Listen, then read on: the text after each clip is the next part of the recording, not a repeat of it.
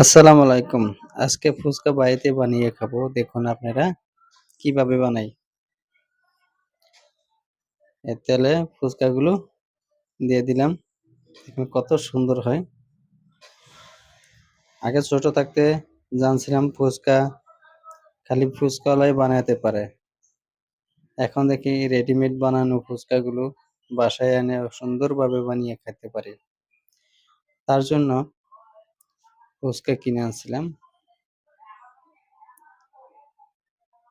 কত সুন্দর হয়। বলের মতন গোল, গোল হয়ে ফুলে ওঠে। দেখতে কত দারুণ সুন্দর লাগছে। হ্যাঁ, এই তো সুন্দর লাগছে।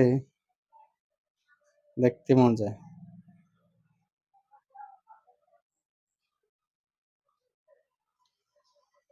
বানাতে বেশি টাইম লাগে না। অল্প টাইমের ভিতরেই সব হয়ে যায়। আর আগে থেকেই আলু ভর্তা করে রাখছি।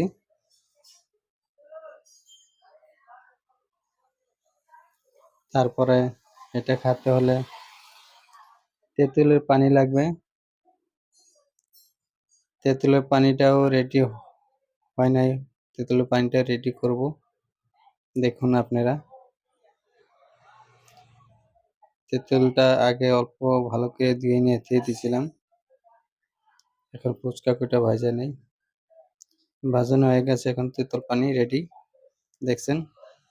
তেঁতুল দিয়ে তেঁতুলের পানির ভিতরে একটা কাঁচা লঙ্কা কেটে দিছি। আর পানিপুরি মসলা ছিল সেটা অল্প দিয়ে দিছি। এখন খাওয়ার পালা।